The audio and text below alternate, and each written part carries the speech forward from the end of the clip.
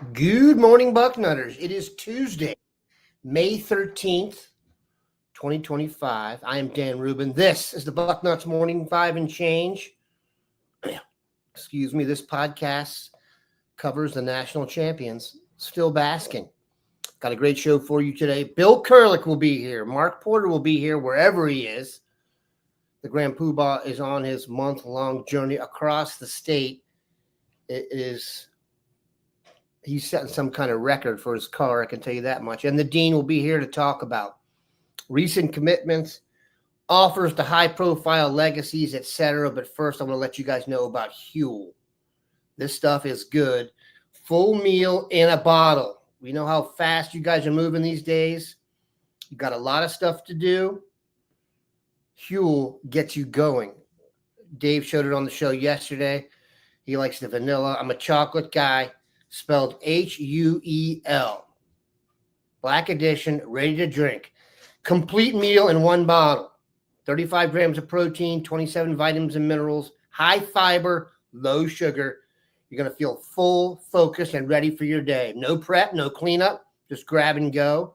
They've already sold over 500 million meals around the world, and now it's your turn to try it.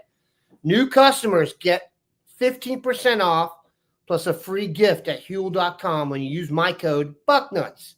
Don't miss out. Try it today. They are, like I said, a perfectly balanced meal. It's affordable.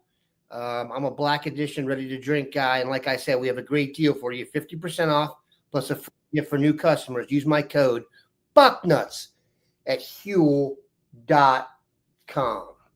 All right. Look who it is. The Dean, Bill Kurlick, and the Grand Poobah, Mark Porter from Environs Unknown, maybe near Wapakoneta. That's the rumor, or in transit. Over, under on number of comments we'll get telling Mark to drive carefully, or you shouldn't be driving and talking at the same time. 6.5. But you don't know the skill set that the Poobah has. He's a multitasker.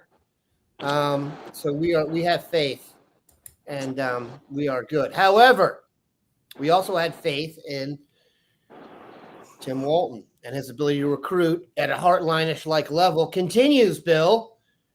The Jordan rules. Jordan Thomas is a Buckeye. Ohio State is, I wouldn't call it a pipeline yet. Maybe a dirt road has been built from Ohio State to Bergen Catholic in Oradell, New Jersey. If it's not the best football program in New Jersey, it is in the mix. So it's a good place to have a beginning of a pipeline too. Bill, tell us all about Jordan Thomas. Talk about the recruitment, where he's rated, how he fits into the group. And then, Mark, you can chip in with whatever you think of him. Have you seen him on tape? Dean, the floor is yours. Well, he is long, and I mean long, approximately a year, been an Ohio State top target, top of the board guy, cornerback wise. He's a guy that can play. He's 6'1", 185 pounds. He can play outside corner. He can play the nickel or slot corner. He can play safety. He can do it all. Ohio State absolutely has recruited him as a outside corner. They feel like he can be a guy that, hey, you go guard the other team's best player, and let's not worry about it. He's that good. He's from a great program, so he's going to come into Ohio State prepared. As you mentioned, Dan, it is one of the top programs on the East Coast, if not the country, in Bergen Catholic High School. And he's going to go against one of his former teammates, and that's nothing but good when he gets to Ohio State, of course, Quincy Porter.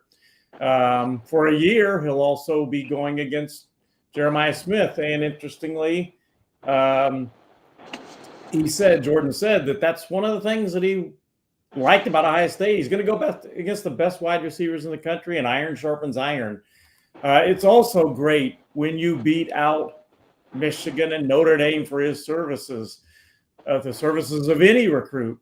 I really think that those were his other two finalists, so to speak, or schools that were the biggest challenger to Ohio State. But getting him in the fold is huge. You know, you look at the defensive back haul they've got right now, and my goodness, it's tremendous. They've got Jordan Thomas, at corner. They've got Jacob Weatherspoon at corner he's more of an inside type corner, but could play outside, but more of the inside type corner. And then they've got safeties Blaine Bradford and Simeon Caldwell, although wouldn't be surprised at all if Caldwell eventually grows into a linebacker. But and they also have I think they're the leader right now for Braylon Womack. So really, this is going to be a spectacular haul in the secondary for Ohio State. Bill, I got a question about that. I'll be back to you. Mark, did you take a look at Jordan? If so, your thoughts? Yeah, I took a look at him right after he committed, and I like the length. I think Bill mentioned how long he is. He played press man-to-man. He played zone. There's some dog in him where you could see him come up and stick his head in there and make a few tackles. Looks like he is your prototypical outside corner with the length he has to match up against, like you said, the taller receivers. I like his speed. I looked for a couple clips of him where he was running pretty good with some of the top receivers. Down the field, he runs stride for stride. It looks like they played a version of press bail where he was up in the receiver's face, but he would bail out to snap the ball. He had the speed to still get out over the top of people when he did that. So there were a lot of qualities. We'll look forward to breaking him down. I have 3 more days on the road, and then I get into a normal summer here, and we can really dig into a lot of these prospects because this is a good one.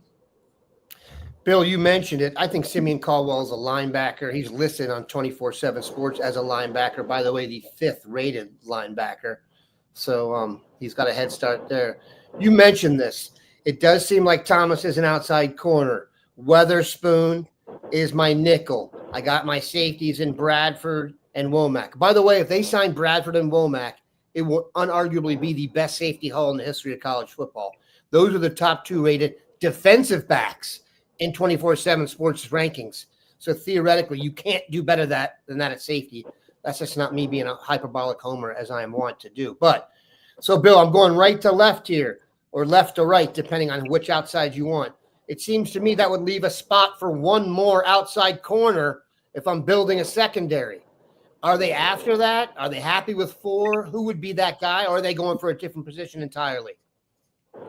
Well, there are some other corners that they've offered that have not committed, that they're still recruiting on the board.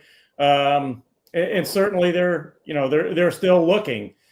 I don't know that I would say any of them, would be Ohio State would necessarily be the school that if I had to put a pick right now that I would say, all right, Ohio State's the pick at this point. But there are some guys still out there, and there are some guys, by the way, that a little bit like Jordan Thomas, they could play corner or they could play safety. One of them is making an official visit to Ohio State, Donovan Webb. Although, again, I would not call Ohio State the team to beat there or the likely team. But one guy in particular that they would love to get if they could is Justice Fitzpatrick from Florida.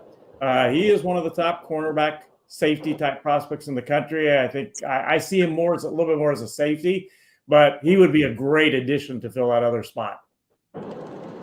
Let's I want to knock out the questions that Mark will have a chance to answer here in a minute. I want to let him get going because I don't want to be the cause of his insurance rates going up. Big day.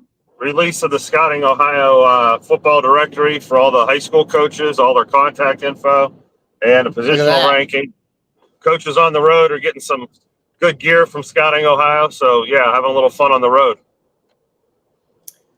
Scouting Ohio gear noticeably absent at the Rubin household after a really good start to Scouting Ohio. I used to have hats, I had sweatshirts, I had T-shirts. Now, all I do is pay the guy. It's tailed off recently. I got to come up with some new ideas. You used to have the silly foam hat before anyone had it with the graph in the back. You know what I mean? I had a lot of gear. Like I said, Mark, delinquent in that category these days, but he'll work on it. All right, Mark, tell us about where you've been, where you're going, and what we need to know about your trip through the Ohio countryside. Yeah, you mentioned Wapakoneta. That was last night. There was a big combine in Wapakoneta. And what they did is they got the the MAC conference together and a lot of the smaller schools out there that you don't typically get to see. A couple of the better players were Cole Albers, the tight end from Minster, 6'5", 6'6", long player. And then Parker Krim is a defensive tackle from Elida.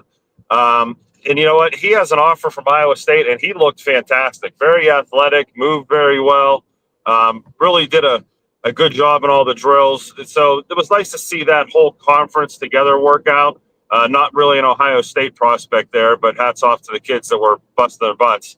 And then today we're headed to Toledo, and it starts at Sylvania Southview. And the highlights of this trip will be Toledo-Whitmer, Toledo Central Catholic, Perrysburg, Findlay. I'll be here tomorrow morning. I think I'm going to try to get to St. Ed's tomorrow morning at 6 a.m. and then back to Toledo.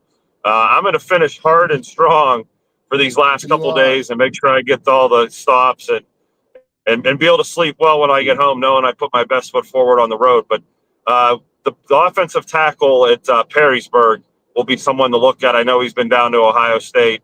And, of course, at Toledo Central Catholic, Preston Frizel, the tight end, one of the top tight ends in the class. You know, there's 3 or 4 of them that we've been looking at in this class, and he's one of them. He really ran a great time at the Ohio State camp again. So I'd be interested to see where he's going to fall this year. We're going to let you go, Mark. Thank you very much. And like you said, this is your last week. This is the gauntlet.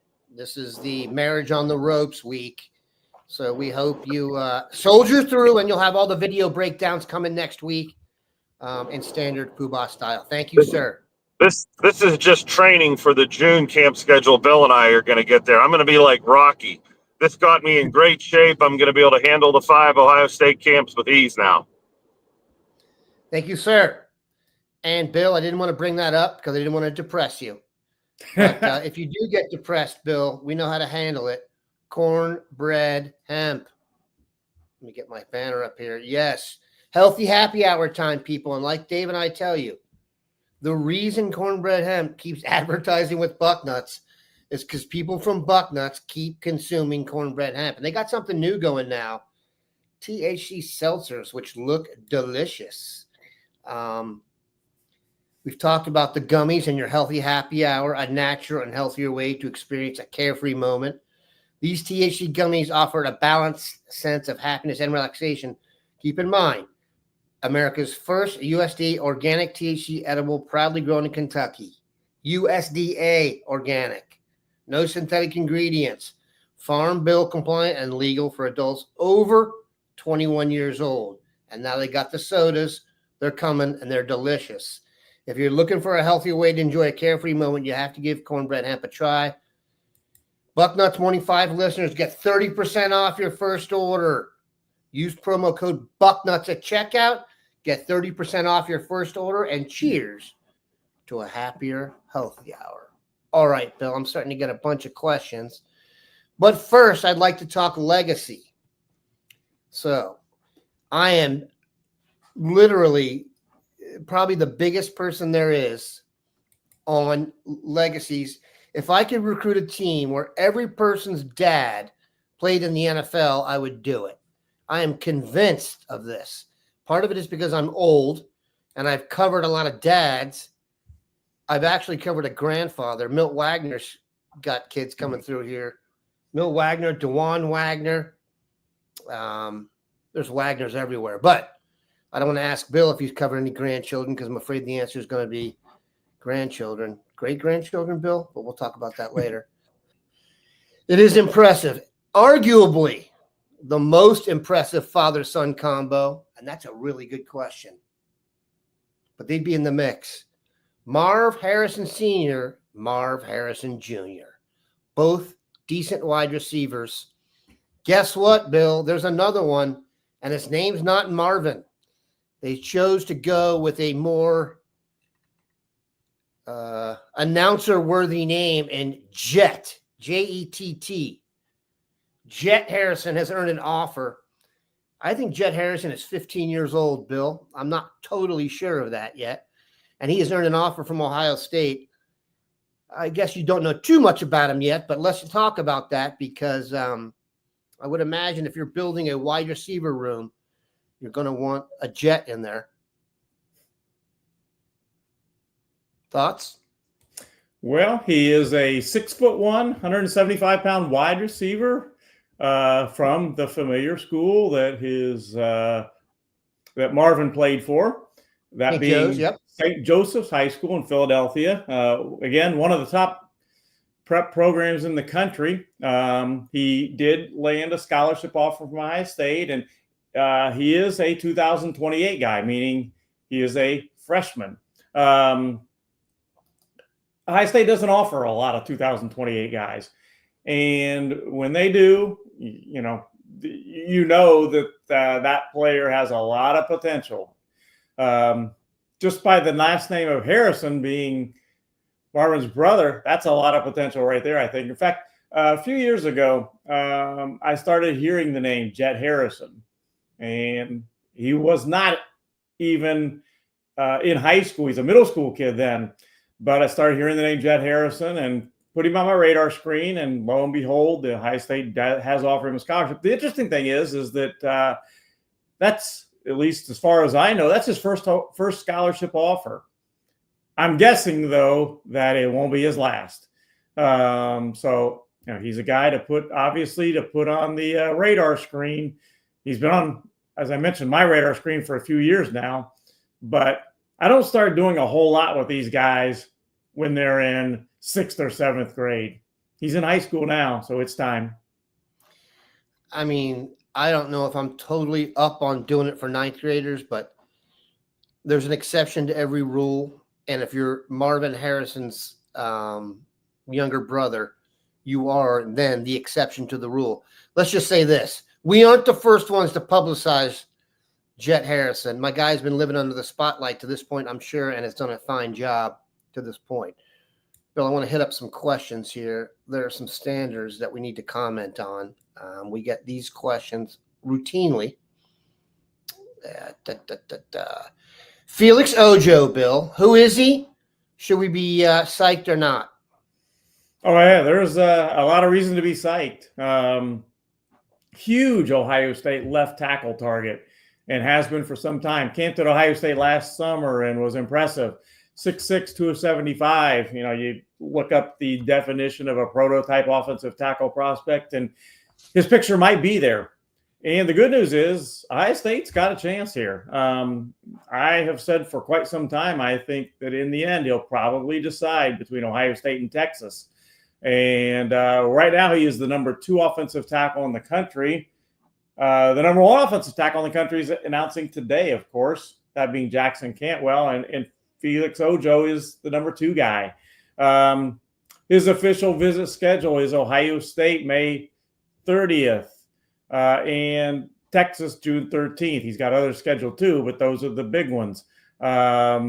He's also, Colorado is a official visit that he's already taken. And then he's got Ole Miss, Michigan, and Oklahoma as the other official visits. So again, I think it's going to come down to Ohio State or Texas. That's an interesting list.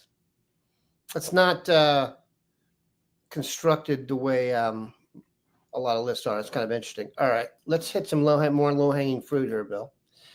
And by low-hanging fruit, I mean questions that let me go. Sorry about that. Felix Ojo. Okay, Savion Hyder, the running back. Thoughts? Again, if I were to list the remaining top targets in my mind for Ohio State to add to this class, I would go, and you can put them in almost any order you want to put them. Hyder would be up there. Ojo would be up there. I don't believe they're getting Cantwell when he announces today, so I'm not going to say he's up there. But Womack would be up there. Braylon Womack, the safety we talked about from Mississippi. Go ahead. Yep. Right. Tyler Atkinson would be up there. The defensive end edge linebacker from Georgia would be up there. And again, other than Cantwell, I didn't put him up there, but other than Cantwell, those are guys Ohio State legitimately has a shot at all of them. Womack, I think Ohio State leads for right now. Atkinson, Ohio State might lead for right now. If they don't, they're in his top 2, in my opinion. Yeah, hold on a sec. Let's talk about Tyler Atkinson for a sec, Bill, because we know they sent the full contingent down there last week. Coordinators, position coaches. There are probably some trainers down there. your thoughts on Tyler Atkinson, because they are going all in on this guy. They would not make a big deal out of that, get all those pictures taken and be in it for the longest. This is the werewolf of the class, in my opinion. When you say he's down to 2, is that other one Georgia? Well, he's not down to 2, but I think you know what I mean. In is your mind, you his said top you 2. think they might be one of 2. I apologize. Yeah. No words. In fact, the next thing for Tyler is going to be, and he's told me it's coming up soon. He hasn't told me exactly when, but it's coming up soon. Next thing for him is announcing his official visits. He hasn't announced those yet, although he has told me Ohio State will be one of his official visits. I think right now I would say Ohio State or Georgia, but Clemson's in there. Auburn is in there for sure. Texas, Tennessee, those schools are in there.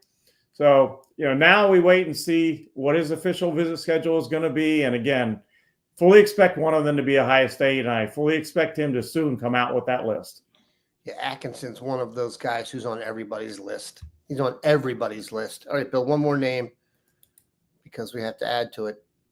Luke Waffle, the defensive end from the mean streets of Princeton, New Jersey, and the Hun School. Yeah, he's not necessarily ranked quite up there with those other guys, but you can make a case for him to be ranked up there with those other guys. Absolutely, an Ohio State top target. I think Ohio State is one of his top 2 or 3 right now. Penn State is up there. He's got Ohio State, Penn State, and Texas scheduled for official visits right now. So kind of tells you something. Again, the old rule, follow the visits. Where have they been to the most and all? And he's already got those 3 official visits scheduled. So would not be at all shocked if he ends up at one of those 3 schools. And by the way, another guy that's up there, going to be hard. I wouldn't say Ohio State is a great the odds are great right now, but Darius Gray, Brian Hartline stopped to see Darius Gray yesterday. I think Tyler Bowen was with him, not 100% sure on that, but I know Brian Hartline stopped to see Darius Gray yesterday, and if I remember right, he is the number 1 interior offensive lineman in the 247 Sports rankings right now. So, and he does have an official visit scheduled to Ohio State June 10th, and I kind of put in this story I put on our site this morning. It was about recent Ohio State offers, and then I had a little clip about Brian Hartline stopping to see Darius Gray as well in there. Yeah, Darius Gray, very impressive. You know what, Terry? I agree with you. I was wrong in saying that. Waffle, for a bigger dude, has werewolf-like qualities. The number one thing about a werewolf is when you see them go to tackle, it looks like they're tackling someone behind them. If that makes any sense to you. They go through people. They flash. I can't really explain. I'll tell you who's a werewolf just committed to USC is Sean Scott from Modern Day. I'm telling you. I saw that guy play when he was – that is one guy I wish we would have gone harder after. It did not look like he considered many Eastern schools, Bill. But Sean Scott, I know we talked about him a while back. But that didn't work out for him. Let's hit this right here. Jackson Cantwell. We haven't talked about him a lot recently, Bill, because Ohio State, I don't say fallen out of favor more than other schools have pulled ahead. Number 1 offensive tackle in the country. Looks like the Crystal Balls were headed towards Miami and then made a sharp left, depending on where they were coming from, where he's coming from Missouri. So he was going to Miami. Sharp left, headed for Georgia, crystal ball wise. Do you concur? Yeah, I do. I think, again, if I had to make a pick right this minute, and I don't like to make the late picks at all, but if I did, I would put my pick on Georgia. He just recently visited there. Again, follow the visits. That's the last place he stopped. He is announcing today, Final 4 of Georgia, Miami, which you mentioned, Dan, both of them, Ohio State, and Oregon. That's a pretty good Final 4. And he is announcing at 2:45 p.m. this afternoon. And again, I don't expect it to be Ohio State, but I guess I never say never in recruiting. I just don't expect it to be Ohio State. All right, Bill. How about quarterback? Do you have a vibe on quarterback going forward? I know that there's talk of 26 and 27. What are your vibes on those right now. I mean, they're so set up with the current room and the youth of the room. Where do you see them going at quarterback over the next few classes, just generally speaking? That's an interesting situation because they've got one quarterback committed for the future, that being Edmonds, Brady Edmonds, 2027, and he's a good one for sure. But they are still recruiting other 2027 quarterbacks. And I think part of that is that, they don't know exactly in this day and age, the NIL and transfer portal, you don't know quarterback wise how long each quarterback is going to be at your school. That's one of the factors. Another fact, they don't have a 2026 quarterback, and they absolutely are shaking the trees. They're going out there, and Billy Fessler is stopping to see 2026 guys. Right now, there's not a 2026 guy that they have offered a scholarship that I feel that there's a real high chance they're going to get right now. But they want to add a 2026 guy. They are looking at 2027 guys still. And for that matter, they're going out. Billy Fessler has offered some 2028 guys. So they are out there shaking the trees and doing their work and their evaluations and going out and knocking on doors for quarterbacks for all three classes right now. All right, maybe my last ad here, and then we will finish off with the questions for Bill. I see some good ones up there, Bill. And we're talking Mando. Nooks and crannies need it too, people. You know this. Not just your regular deodorant. This stuff goes everywhere, and it is good for you. It tastes, good Lord. It smells great. Don't eat it. That's my fault. Whole body deodorant, safe to use anywhere in your body. It has some stuff here, your thigh folds, your belly button, cracks, etc., your feet. Created by a doctor who saw firsthand how normal BO was misdiagnosed and mistreated. Clinically proven to block odor all day for up to 72 hours. Baking soda free, paraben free. Get to choose from a variety of fresh scents like bourbon leather, Clover Woods, Mount Fuji, or Pro Sport. Clinically proven to control odor better than a shower with soap. Here's what we need you to do. Get their starter pack. Solid stick deodorant, cream tube deodorant, 2 free products of your choice, free shipping. And as a special offer for our listeners, new customers get $5 off a starter pack with our exclusive code. That equates to over 40% off your starter pack. Use code Bucknuts at shopmando.com. shopmando.com. Please support our show and tell them we sent you. And again, do not eat it. I have no idea why I said that. All right, Bill. My guys asked this twice. This is more a question for Mark, I think, but we're going to get this kid's name out there because Sean Duffy has posted it twice. Any thoughts on athlete Will Strong out of Tip City? He ran a 10.7 100-meter dash. I'm thinking he could be a sleeper in the Dayton area. I will say this. I can't remember. Ben Sauls is his name. Tip City kicker who just made the league or is in someone's camp. And I know that name because he played hoops and my son guarded him. But I digress. Bill, do you know who that is? Yeah, he's wide receiver safety, as you mentioned, Dan. I think you mentioned out of Tip City. Yep. He is a 2026 guy. When you look at Ohio State for the class of 2026, and you look at wide receiver and you look at safety, that's a pretty tough group to crack into, to say the least, both of those two groups. So while Will Strong is a good athlete, Ohio State hasn't offered him. And at this point, if you haven't been offered by Ohio State, cracking into the wide receivers and safeties they have right now, that's almost an impossible task. And they have 4 wide receivers committed, and that's what they wanted to get. But again, I'm going to bring up this name again, Jerquaden Guilford, wide receiver from Indiana. He's a pretty darn good one, pretty strong one. That if he were to want in, it's be a hard guy to turn down, to be honest, in my opinion. He's 10.7, like Doug said. That is hauling. 10.7, you can go to college and run track too at a Power 5 school. So Will Strong will be a college athlete of strong regard. It's not negative at all to not get offered by Ohio State. Ohio State kind of reminds me of the way Spinal Tap used to look for drummers. They looked at the world and elsewhere. Basically, on this earth, if you can play wide receiver and you're tremendous, you're coming to Ohio State. So we will see how that goes for Will, and we will follow that going forward. Bill, what are your thoughts? Have you seen Tavian St. Clair's little brother, Rain St. Clair? First of all, if it's not the greatest name of all time for an athlete, Rain, just as a guy who writes headlines, I mean, good Lord. Have you seen him play, Bill? And is he expected to be next in line in Bellefontaine?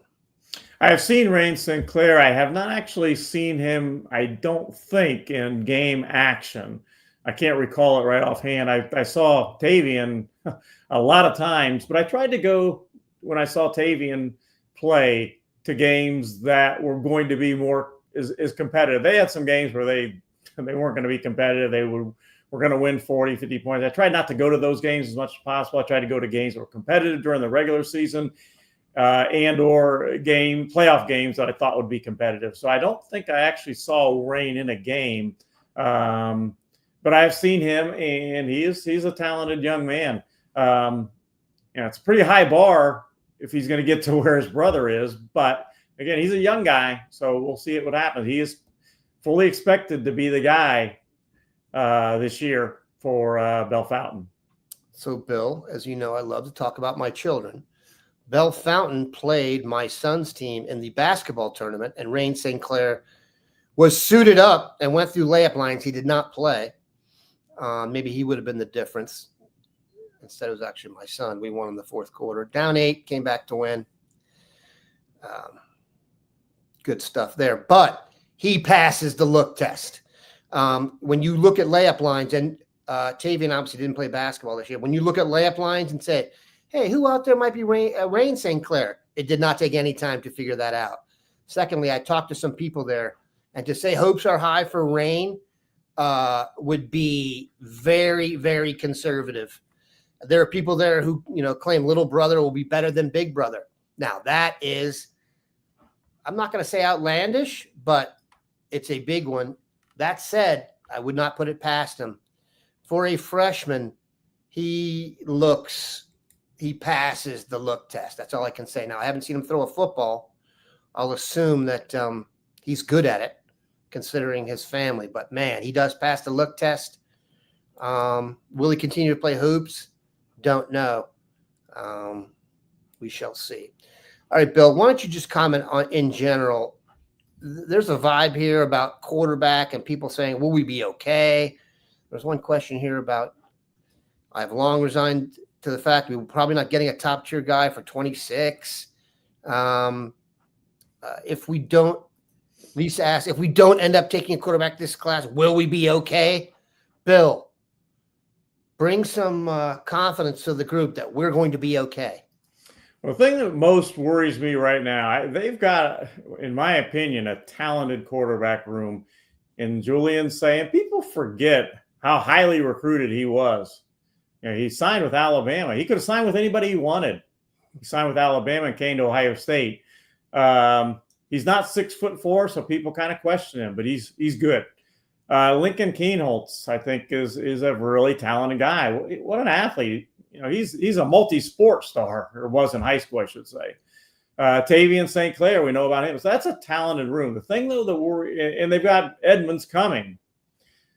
The two things that worry me most: number one is experience when you open up with Texas. I mean, that's a pretty tough way for any quarterback to open up as the guy. So that worries me a little bit. How I think by the third, fourth game, Ohio State is going to be in good shape quarterback wise. You got to look at the back of the baseball card, so to speak. what has Ryan Day done with quarterbacks in the past? Look at the way he's been, had very impressive results. I think they're going to be okay, but I'm a little worried about that first game. It's tough. Moving forward, I think they're going to be in good shape, as long as the other thing that's in the equation for me is keeping those guys all at Ohio State that are there now. And again, in the age of the transfer portal and NIL and quarterbacks, that's not easy to do. I would like to see him get one more. I'd like to see him get a 2026 guy, or if need be, 2027.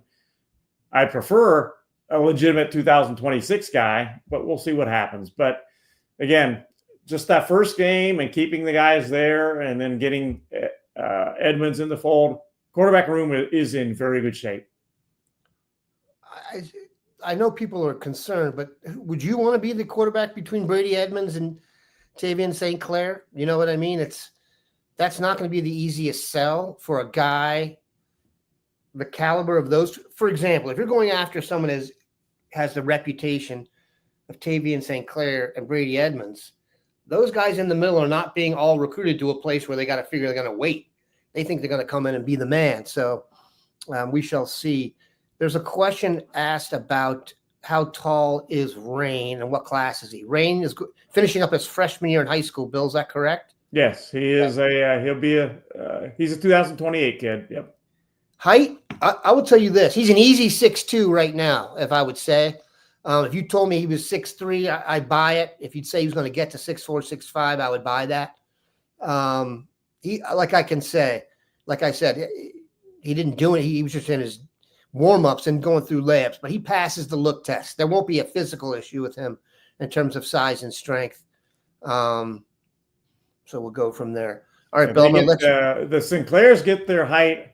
Honestly, if you've seen their dad, Marcus, he's a tall guy. So yeah, Rain is going to be just fine, as you mentioned, Dan, height-wise.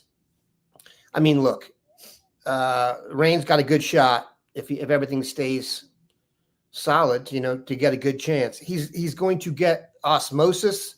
He's going to be on campus, I would assume, a lot as a little brother. So hopes are high, but let's not put too much pressure on the guy.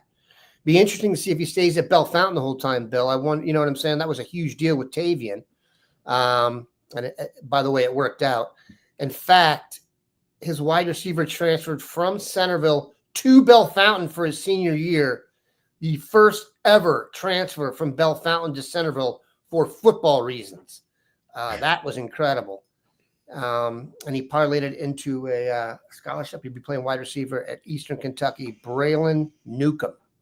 Great little, I say little because he guarded my son. They're both under 6 foot. Great kid, great family. Ironically, my son had played AAU basketball with him when they were 6 years old. And then his last high school game was against another little guy. Yep, Sean Duffy's already trying to say it. We shall see. I've transferred to Springfield. We will see on that one. All right, Bill, I'm going to let you answer this question, and we're going to get out of here. It has been announced that Texas-Ohio State is a noon game, and people are fired up. Your thoughts on the noon game, and then maybe a little tidbit of how it could affect recruiting.